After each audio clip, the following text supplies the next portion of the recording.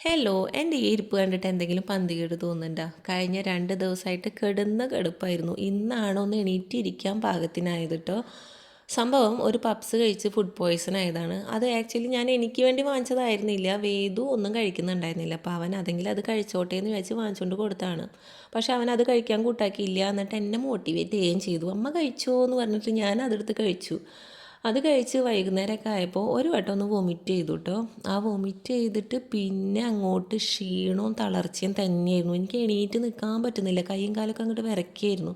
ഇത്രയും തണ്ടും തടിയുള്ള ഞാൻ അത് കഴിച്ച് ഈ ഒരു അവസ്ഥയിലെത്തിങ്ങി ഈ പൊടിക്കൊച്ച് അത് കഴിക്കാതിരുന്നത് ഭാഗ്യം. അവനത് കഴിച്ചിരുന്നെങ്കിൽ എന്ത് കോലത്തിലാവുമായിരുന്നു എന്ന് എനിക്കറിയില്ല. ഇത്ര അവശതയിലിരിക്കുന്ന എന്നെ നോക്കി ഐസ്ക്രീം കാണിച്ച് കൊതിപ്പിച്ച് കഴിക്കുകയാണ് കേട്ടോ എൻ്റെ 2 പുത്രന്മാർ.